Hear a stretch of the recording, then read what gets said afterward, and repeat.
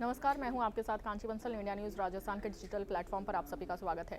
Tonk seat पर सचिन पायलट की अग्नि परीक्षा देखने को मिल रही है और बीजेपी की घेराबंदी का कितना असर होगा, इस बारे में आपको जानकारी दे देती हूँ। राजस्थान में विधानसभा की 200 में से 199 सीटों पर वोट डाले गए हैं।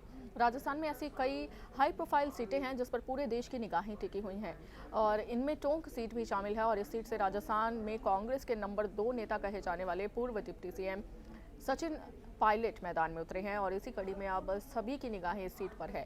तो सचिन पायलट टोंक से मौजूदा विधायक भी हैं। वहीं बीजेपी ने इस सीट से अजीत मेहता को कैंडिडेट बनाया है। टोंक को लेकर ऐसा माना जाता है कि इस सीट पर पार्टी नहीं बल्कि एक व्यक्ति की धमक है। यहाँ मुद्दों के साथ साथ जाति की भी बात होती है। वैसे तो इस सीट को मुस्लिम बहुल माना जाता है, लेकिन गुर्जर वोट की तादाद भी काफ़ी ज़्यादा है। गुर्जर वोट की तादाद कम नहीं है इस सीट पर।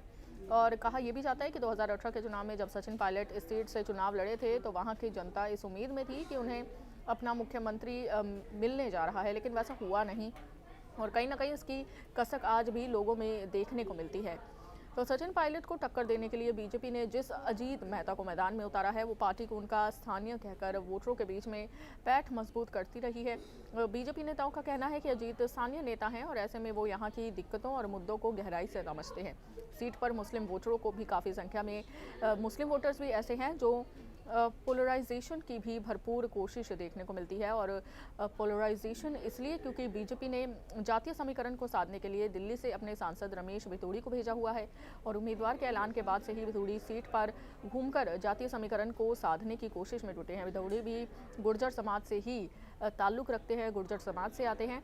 और आपको ये भी बता दें कि इस बार के चुनाव में बीजेपी राज्य की सभी सीटों पर मैदान में है और वहीं सत्तारूढ़ कांग्रेस ने अपने सहयोगी राष्ट्रीय लोकदल के लिए एक सीट छोड़ रखी है और आरएलडी ने भरतपुर सीट से मौजूदा विधायक सुभाष गर्ग को मैदान में उतारा है।